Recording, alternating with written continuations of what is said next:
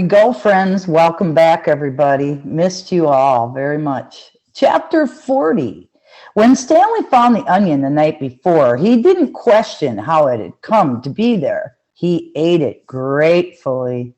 But now, as he sat gazing at Big Thumb in the meadow full of flowers, he couldn't help but wonder about it. If there was one wild onion, there could be more. He intertwined his fingers and tried to rub out the pain. Then he bent down and dug up another flower, this time pulling up the entire plant, including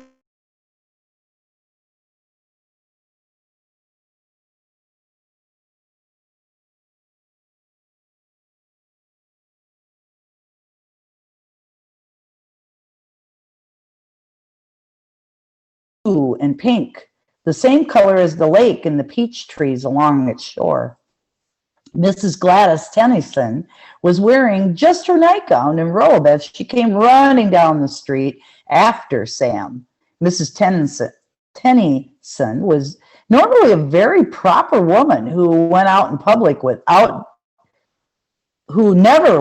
in public without dressing up in fine clothes and a hat. So it was quite surprising to the people of Green Lake to see her running past them. "Sam!" she shouted. "Whoa, Mary Lou," said Sam, stopping his mule and cart. "Good morning, Mrs. Tennyson," he said. "How's little Becca doing?" Gladys Tennyson was all smiles. "I think she's going to be all right. The fever broke about an hour ago, thanks to you." "Oh, I'm sure the good Lord and Doc Hayworth deserves most of the credit." "The good Lord, yes," agreed Mrs. Tennyson. "But not Dr. Hawthorne. That quack wanted to put leeches on her stomach. Leeches! My word! He said they would suck out the bad blood.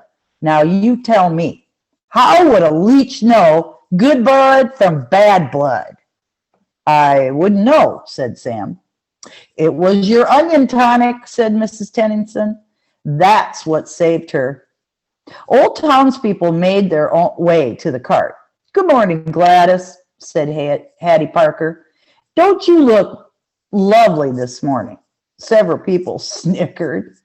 "Good morning, Hattie," Mrs. Tennyson replied. "Does your husband know you're parading around in your bedclothes?" Hattie asked. There were more snickers. "My husband knows exactly where I am and how I am dressed, thank you," said Mrs. Tennyson. "We have both been up all night and a half the morning with Rebecca. She almost died from stomach sickness. It seems she ate some bad meat." Hattie's face flushed. Her husband, Jim Parker, was the butcher.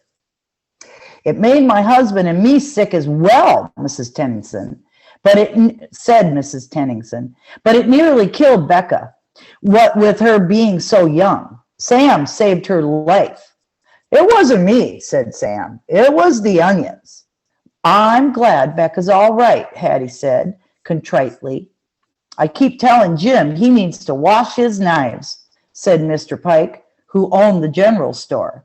Hattie Parker excused herself, then turned and quickly walked away.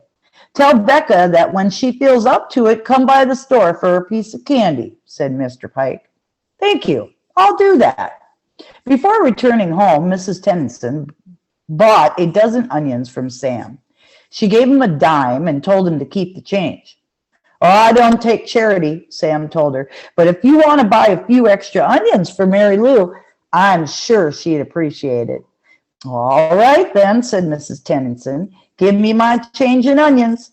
Sam gave Mrs. Tennyson an additional 3 onions, and she fed them one at a time to Mary Lou. She laughed as the old donkey ate them out of her hand. Stanley and Zero slept off and on for the next 2 days, ate onions, all they wanted, and splashed dirty water into their mouths. In the late afternoon, Big Thumb gave them shade. Stanley tried to make the hole deeper, but he really needed the shovel. His efforts just seemed to stir up the mud and make the water dirtier. Zero was sleeping. He was still very sick and weak, but the sleep and the onions seemed to be doing him some good. Stanley was no longer afraid that he would die soon. Still, he didn't want to go for the shovel while Zero was asleep. He didn't want him to wake up and think he'd been deserted. He waited for Zero to open his eyes. "I think I'll go look for the shovel," Stanley said. "I'll wait here," Zero said feebly, as if he had any other choice. Stanley headed down the mountain. The sleep and the onions had done him a lot of good as well. He felt strong. It was fairly easy to follow the trail he had made 2 days earlier. There were a few places where he wasn't sure he was going the right way, but it just took a little bit of searching before he found the trail again. He went quite a ways down the mountain, but still didn't find the shovel. He looked back up toward the top of the mountain. He must have walked right past it, he thought. There was no way he could have carried Zero all the way up from here. Still, he headed downward just in case. He came to a bare spot between two large patches of weeds and sat down to rest. Now he had definitely gone too far, he decided.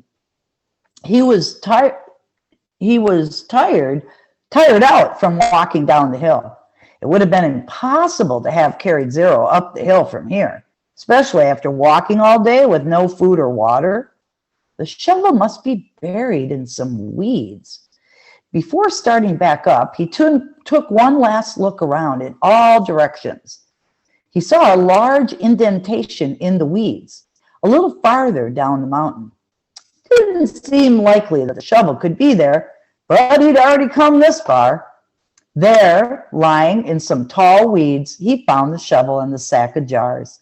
He was amazed. He wondered if the shovel and sack might have rolled down the hill. But none of the jars were broken, except the one which had broken earlier. And if they had rolled down the hill, it is doubtful that he would have found the sack and shovel side by side. On his way back up the mountain, Stanley had to sit down and rest several times. It was a long, hard climb. Chapter 41. Zero's condition continued to improve. Stanley slowly peeled an onion. He liked eating them one layer at a time. The water hole was now almost as large as the holes he had dug back at Camp Green Lake. It contained almost 2 feet of murky water. Stanley had dug it all by himself. Zero had offered to help, but Stanley thought it better for Zero to save his strength. It was a lot harder to dig in water than it was in a dry lake. Stanley was surprised that he himself hadn't gotten sick, either from the splosh, the dirty water, or from living on onions. He used to get sick quite a lot back at home. Both boys were barefoot. They had washed their socks. All their clothes were very dirty, but their socks were definitely the worst. They didn't dip their socks into the hole, afraid to contaminate the water. Instead, they filled the jars and poured the water over their dirty socks. "I didn't go to the homeless shelter very often," Zero said. "Just if the weather was really bad. I'd have to find someone to pretend to be my mom. If I'd just gone by myself, they would have asked me a bunch of questions. If they'd found out I didn't have a mom, they would have made me a ward of the state." "What's a ward of the state?" Zero smiled. "I don't know, but I didn't like the sound of it." Stanley remembered Mr. Podansky telling the warden that Zero was a ward of the state. He wondered if Zero knew he'd become one. "I'd like sleeping outside," said Zero. "I used to pretend I was a Cub Scout. I always wanted to be a Cub Scout. I'd see them at the park in their blue uniforms." "I was never a Cub Scout," said Stanley. "I wasn't good at social stuff like that. Kids made fun of me because I was fat." "I liked the blue uniform," said Zero. "Maybe I would have liked being a Cub Scout." Stanley shrugged one shoulder. "My mother was once a Girl Scout," said Zero. "I thought you said you didn't have a mother." "Everyone has to have a mother." "Well, yeah, I know that. She said she once won a prize for selling the most Girl Scout cookies," said Zero. "She was real proud of that." Stanley peeled off another layer of his onion. We always took what we needed, Zero said.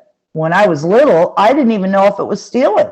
I don't remember when I found out, but we just took what we needed, never more. So when I saw the shoes on display in the shelter, I just reached in the glass case and took them. Clyde Livingston's shoes? Asked Stanley.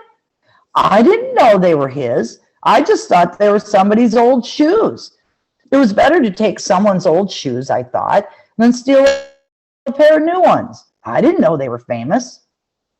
There was a sign, but of course I couldn't read it. Then the next thing I know, everybody's making this big deal about all the shoes are missing. It was kind of funny in a way. The whole place is going crazy.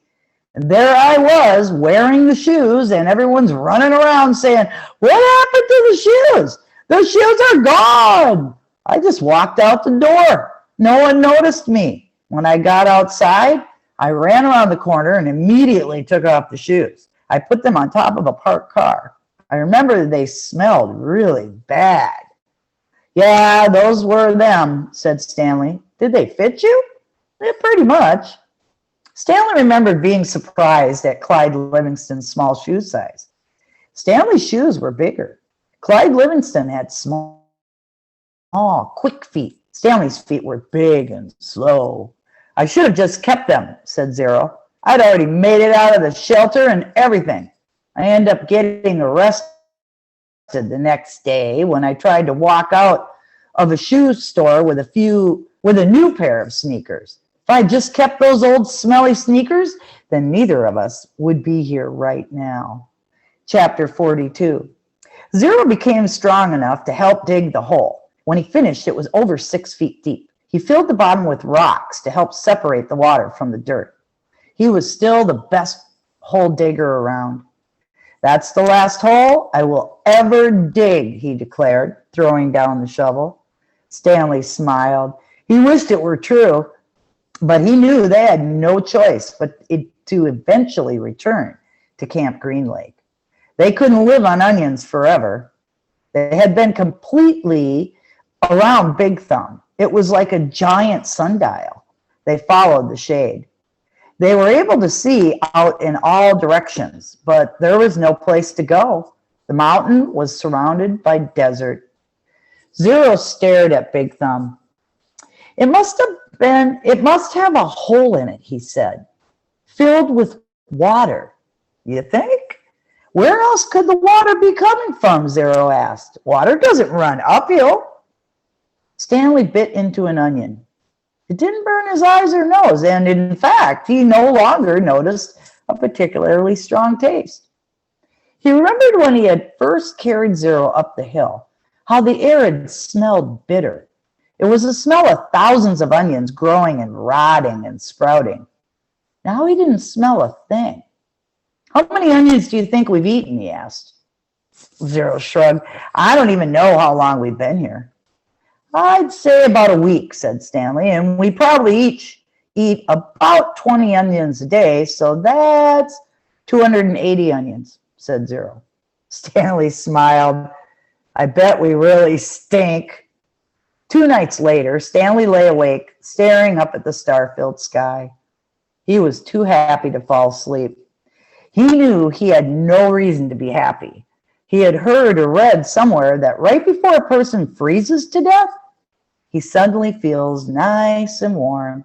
He wondered if perhaps he was experiencing something like that. It occurred to him that he couldn't remember the last time he felt happiness. It wasn't just being sent to Camp Green Lake that had made his life miserable. Before that, he'd been unhappy at school, where he had no friends, and bullies like Derek Dunn picked on him. No one liked him, and the truth was, he didn't especially like himself. He liked himself now. He wondered if he was delirious. He looked over at Zero, sleeping near him. Zero's face was lit in the starlight, and there was a flower petal in front of his nose that moved back and forth as he breathed. It reminded Stanley of something out of a cartoon. Zero breathed in, and the petal was drawn up, almost touching his nose. Zero breathed out, and the petal moved towards his chin. It stayed on Zero's face for an amazingly long time before fluttering off to the side. Stanley considered placing it back in front of Zero's nose, but it wouldn't be the same. It seemed like Zero had lived at Camp Green Lake forever, but as Stanley thought about it now, he realized that Zero must have gotten there no more than a month or two before him. Zero was actually arrested a day later, but Stanley's trial kept getting delayed because of baseball. He remembered what Zero had said a few days before. If Zero had just kept those shoes, then neither of them would be here right now. As Stanley stared at the glittering night sky, he thought there was no place he would rather be. He was glad Zero put the shoes on the parked car. He was glad they fell from the overpass and hit him on the head. When the shoes first fell from the sky, he remembered thinking that destiny had struck him. Now he thought so again. It was more than a coincidence. It had to be destiny. Maybe they wouldn't have to return to Camp Green Lake, he thought. Maybe they could make it past the camp, then follow the dirt road back to civilization. They could fill the sack with onions and the 3 jars with water. And he had his canteen as well. They could refill their jars and the canteen at the camp. Maybe sneak into the kitchen and get some food. He doubted any counselors were still on guard. Everyone had to think they were dead. Buzzard food. It would mean living the rest of his life as a fugitive. The police would always be after him. At least he could call his parents and tell them he was alive, but he couldn't go visit them in case the police were watching the apartment. Although, if everyone thought he was dead, they wouldn't bother to watch the apartment. He would have to somehow get a new identity. Now, I'm really thinking crazy, he thought. He wondered if a crazy person wonders if he's crazy. But even as he thought this, an even crazier idea kept popping into his head. He knew it was too crazy to even consider. Still, if he was going to be a fugitive for the rest of his life, it would help to have some money. Perhaps a treasure chest full of money? You're crazy, he told himself. Besides, just because he found a lipstick container with KB on it, that didn't mean there was a treasure buried there. It was crazy. It was all part of his crazy feeling of happiness. Or maybe it was destiny. He reached over and shook Zero's arm. Hey, Zero, he whispered. Huh? Zero muttered. Zero, wake up. What? Zero raised up his head. What is it? You want to dig one more hole? Stanley asked him. Chapter 43. We weren't always homeless, Zero said. I remember a yellow room. How old were you when? Stanley started to ask, but couldn't find the right words. Moved out? Oh, I don't know. I must have been real little because I don't remember too much. I don't remember moving out. I remember standing in a crib with my mother singing to me. She held my wrists and made my hands clap together. She used to sing that song to me. The one you sang. It was different, though.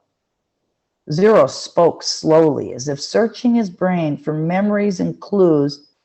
And then later, I know we lived on the street, but I don't know why we left the house. I'm pretty sure it was a house and not an apartment. I know my room was yellow. It was late afternoon. They were resting in the shadow of the thumb. They had spent the morning picking onions and putting them in the sack. It didn't take long, but long enough so that they had to wait another day before heading down the mountain. They wanted to leave at the first hint of daylight, so they'd have plenty of time to make it to Camp Green Lake before dark. Stanley wanted to be sure he could find the right hole. Then they would hide by it until everyone went to sleep. They would dig for as long as it seemed safe and not a second longer. And then, treasure or no treasure, they'd head up the dirt road.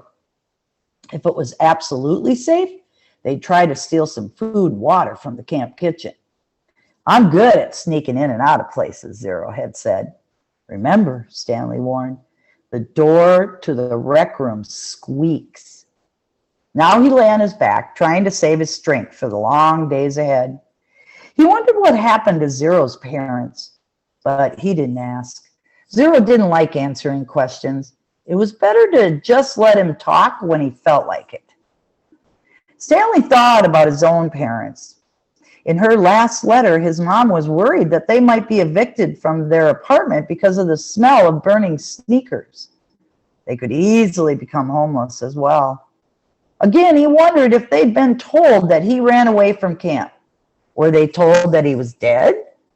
An image appeared in his head of his parents hugging each other and crying. He tried not to think about it. Instead, he tried to recapture the feelings he'd had the night before. The inexplicable feeling of happiness, the sense of destiny. But those feelings didn't return. He just felt scared. The next morning, they headed down the mountain. They dunked their caps in the water hole before putting them on their heads. Zero held the shovel, and Stanley carried the sack, which was crammed with onions and the 3 jars of water. They left the pieces of broken jar on the mountain. This is where I found the shovel, Stanley said, pointing out a patch of weeds. Zero turned and looked up toward the top of the mountain. That's a long way. You were late, Stanley said. You'd already thrown up everything that was inside your stomach. He shifted the sack from one shoulder to the other shoulder. It was heavy. He stepped on a loose rock, slipped, and then fell hard. The next thing he knew, he was sliding down the steep side of the mountain. He dropped the sack and onions spilled around him. He slid into a patch of weeds and grabbed onto a thorny vine. The vine ripped out the earth, but slowed him enough so that he was able to stop himself. Are you all right? Zero asked from above. Stanley groaned as he pulled a thorn out of the palm of his hand. Yeah, he said. He was all right. He was worried more about the jars of water. Zero climbed down after him, retrieving the sack along the way. Stanley pulled some thorns out of his pant legs. The jars hadn't broken. The onions had protected them, like styrofoam packing material. Glad you didn't do that when you were carrying me, Zero said. They'd lost about a third of the onions, but recovered many of them as they continued down the mountain. When they reached the bottom, the sun was just rising above the lake. They walked directly toward it. Soon they stood on the edge of a cliff, looking down on the dry lake bed. Stanley wasn't sure, but he thought he could see the remains of Mary Lou off in the distance. You thirsty? Stanley asked. No, said Zero. How about you? No, Stanley lied. He didn't want to be the first one to take a drink. Although they didn't mention it, it had become a kind of a challenge between him and Zero. They climbed down into the frying pan. It was a different spot from where they had climbed up. They eased themselves down from one ledge to another and let themselves slide in other places, being especially careful with the sack. Stanley could no longer see the Mary Lou, but headed in what he thought was the right direction. As the sun rose, so did the familiar haze of heat and dirt. You thirsty? Zero asked. No, said Stanley. Because you have 3 full jars of water, said Zero. I thought maybe it was getting too heavy for you. If you drink some, it will lighten your load. I'm not thirsty, said Stanley. But if you want a drink, I'll give you some. I'm not thirsty, said Zero. I just worried about you. Stanley smiled. I'm a camel, he said. They walked for what seemed like a very long time and still never came across the Mary Lou.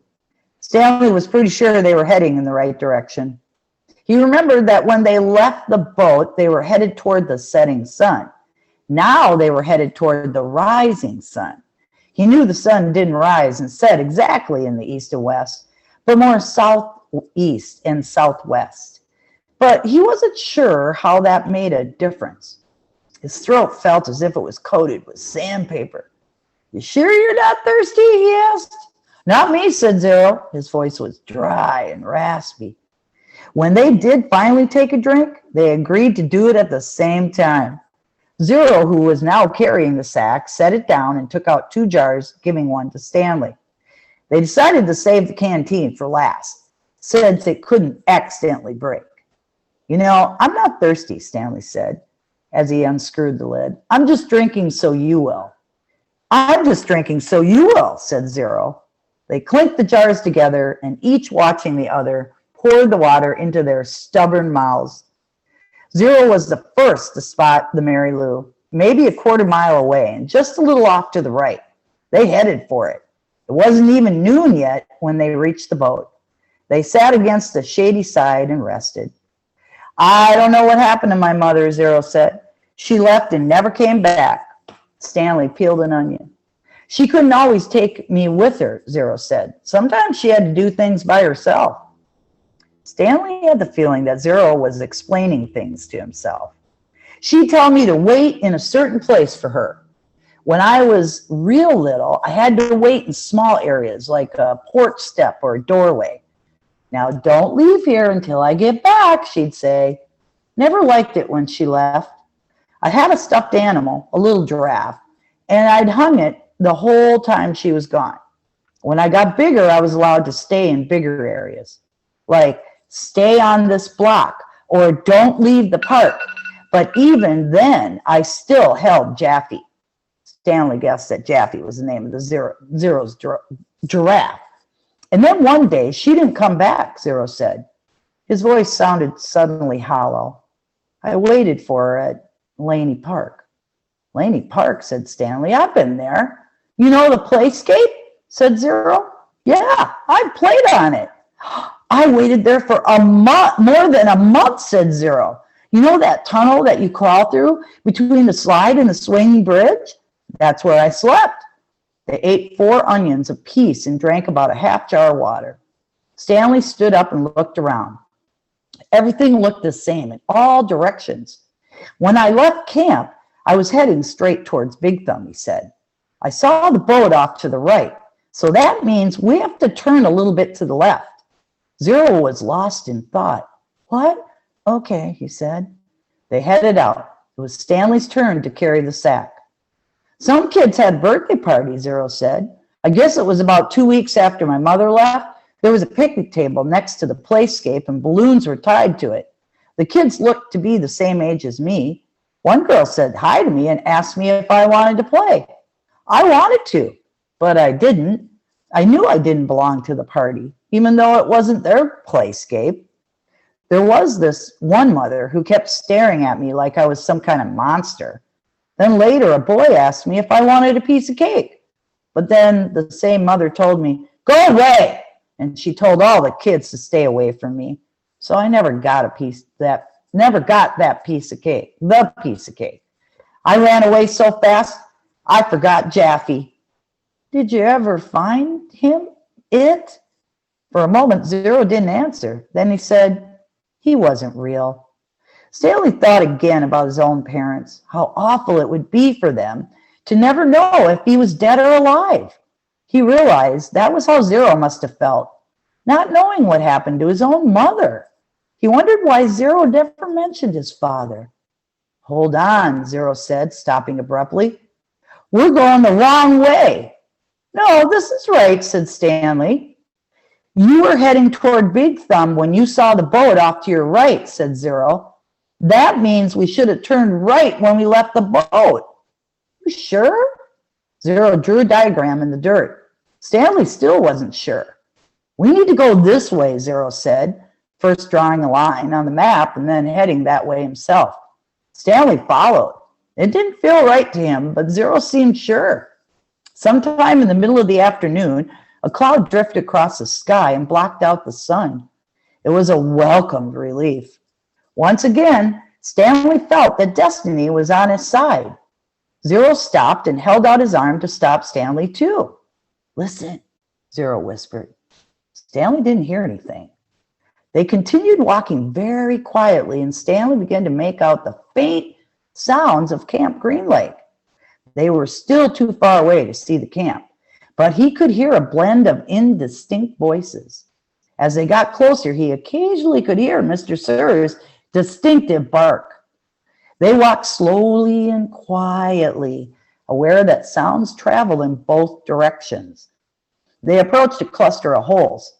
"Let's wait here until they go in," said Zero. Stanley nodded. He checked to make sure there was nothing living in it, then climbed down into the hole.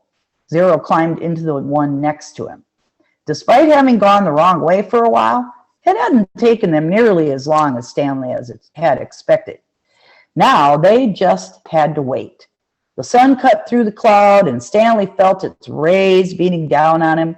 But soon more clouds filled the sky, shading Stanley and his hole. He waited until he was certain the last of the campers had finished for the day. Then he waited a little longer. As quietly as possible, he and Zero climbed up out of their holes and crept toward camp. Stanley held the sack in front of him, cradled in his arms instead of over his shoulder to keep the jars from clanking against each other. A wave of terror rushed over him when he saw the compound, the tents, the rec room, the warden's cabin under the 2 oak trees. The fear made him dizzy. He took a breath, summoned his courage, and continued. "That's the one," he whispered, pointing out the hole where he had found the gold tube. It was still about 50 yards away, but Stanley was pretty sure it was the right hole. There was no need to risk going any closer. They climbed down into adjacent holes and waited for the camp to fall asleep.